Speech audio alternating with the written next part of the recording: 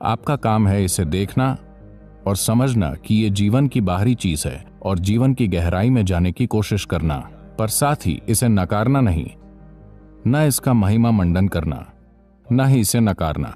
ये सबसे महत्वपूर्ण बात है। शरीर की अपनी जरूरतें हैं, जैसे कि शारीरिक भूख है, वैसे ही कामुकता है। आपको इसे किसी तरह से पूरा करना है, पर किस हद तक ये आपको चुनना है। देखिए, हमारे पास एक शरीर है, हम इसे खुद से अलग नहीं कर सकते, ये मौजूद है। अच्छा ये होगा कि हम इसकी सच्चाई समझें, पर अभी दुनिया में समस्या ये है कि दुनिया के कुछ धार्मिक संस्थानों ने यह रवैया अपनाया है कि इंसान का शरीर ही गलत है। इस वजह से संस्कृतियों ने इसे छिपाना शुरू कर दिया। वैसे इस संस्कृति ने इसे कभी नहीं छिपाया, पर अंग्रेजों के आने के बाद हम अंग्रेजों से ज्यादा दकियानूसी हो गए। पर अगर आप उस समय से पहले के मंदिर देखें तो मंदिरों के बाहर की सभी कलाएं अश्लील हैं, अगर आप अश्लील कहना चाहें तो। पर हम उन्हें अश्लील नहीं कहते, हम सिर्फ इंसानी शरीर के विभिन्न आयामों की बात कर रहे हैं, क्योंकि हम इसे गलत नहीं मानते, हम बस इसे जीवन का बाहरी हिस्सा मानते हैं। अगर आप सिर्फ वहीं रहते हैं तो आप हमेशा भौतिक आयाम में रहेंगे, आप कुछ और नहीं तलाशेंगे। तो मंदिर में हमेशा ये बाहर होता है। आपका काम है इसे देखना और समझना कि ये जीवन की बाहरी चीज है और जीवन की गहराई में जाने की कोशिश करना, पर साथ ही इसे नकारना नहीं, न इसका महिमा मंडन करना, न ही इसे नकारना। यह सबसे महत्वपूर्ण बात है।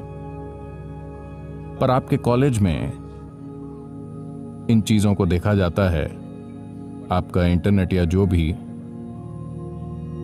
लोग मुझे बताते हैं, किसी ने मुझे बताया, मुझे नहीं पता कि यह प्रतिशत सही है या नहीं। जब मैंने पूछा कि सामग्री क्या है, मैं इंटरनेट और इसकी सामग्री को समझने की कोशिश कर रहा था। इंटरनेट पर वास्तविक सामग्री क्या है, उन्होंने मुझे बताया। आपको पता होना चाहिए, उन्होंने बताया कि इंटरनेट पर 70% सामग्री अश्लीलता है। उन्होंने मुझसे कहा 70%। मैंने कहा 70% अश्लील चीजों का होना गलत है और ये एक बीमारी है।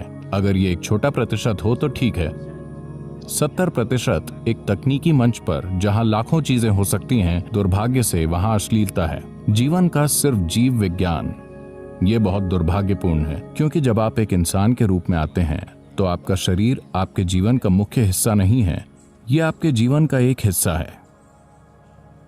आपके दिमाग में इतनी क्षमता इसलिए है कि आपकी बुद्धि आपके जीवन का मुख्य हिस्सा बने, और अगर आप सचेत हो जाएं तो आपकी चेतना आपके जीवन का मुख्य हिस्सा बन जाती है। शरीर एक बैल का मुख्य हिस्सा है, ये उसके लिए ठीक है, वो बस यही जानता है, पर शरीर मानव जीवन का मुख्य हिस्सा नहीं होना चाहिए। ये हमारे जीवन का हिस्सा है, हम इससे इनकार नहीं कर रहे हैं।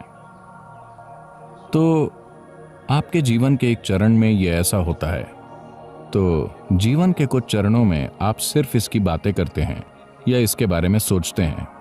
कभी कभी आप इसमें लिप्त होते हैं।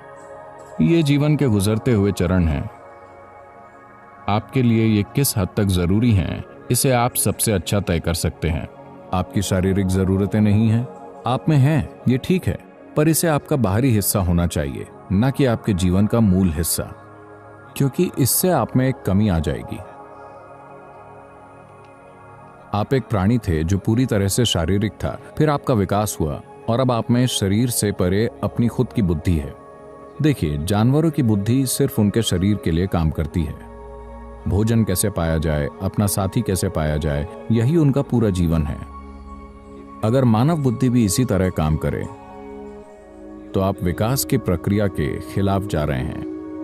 आप वापस जाने की कोशिश कर रहे हैं, विकास की प्रक्रिया को पीछे ले जा रहे हैं। यह जरूरी नहीं है। इसका मतलब ये नहीं है कि आपके पास शरीर नहीं है। शरीर की अपनी जरूरतें हैं, जैसे कि शारीरिक भूख है, वैसे ही कामुकता है। आपको इसे किसी तरह से पूरा करना है, पर किस हद तक ये आपको चुनना है। पर निश्चित रूप से यह आपके जीवन का मुख्य हिस्सा नहीं होना चाहिए, क्योंकि आप अपनी बुद्धि और चेतना को मुख्य हिस्सा बनाने की विकास योजना को पीछे ले जा रहे हैं। इसके बजाय आप अपने शरीर को मुख्य हिस्सा बना रहे हैं। आप जानते हैं जबकि वीर्य आपके शरीर के अस्तित्व का आधार है, चाहे आप पुरुष हो या महिला, क्योंकि यह आपका 50% हिस्सा है। हाँ, हमारे पास त्वचा है, हमारे पास कोशिकाएं हैं, हमारे पास बाल हैं, हमारे शरीर के कई अन्य पहलू हैं, दिल, लिवर, किडनी, बहुत सी चीजें हैं। इन सभी कोशिकाओं में अपनी अलग अलग शक्ति है। But semen is of an extraordinary level of potency, it can create a whole new life. पर वीर्य में असाधारण शक्ति है, ये एक नया जीवन बना सकता है। आज आप एक उपकला यानी एपिथेलियल कोशिका लेकर प्रयोगशाला में बहुत कुछ कर सकते हैं और शायद हम आपका क्लोन बना सकते हैं, ठीक है? तो क्षमता यहाँ भी है, पर उस तरह की क्षमता नहीं है जितनी कि उस कोशिका में है जिसे आप वीर्य कहते हैं। तो यौगिक संस्कृति में इसे वीर्य कहा जाता है। वीर्य का एक अर्थ वज्र भी है, जिसका अर्थ है स्थिरता या हीरा, Stability or diamond, which is the hardest thing. जो सबसे कठोर चीज है। तो मानव शरीर में वीर्य को वज्र के समान माना जाता है। इसका मतलब है कि ये सबसे शक्तिशाली चीजों में से एक है। अगर आप इसका उपयोग करना जानते हो तो इसके उपयोग का एक तरीका है कि आप इससे बच्चे पैदा कर सकते हैं, ये एक बात है। अगर आप ये सवाल इसलिए उठा रहे हैं क्योंकि आप लोग इसे JNU की चादरों पर फैला रहे हैं,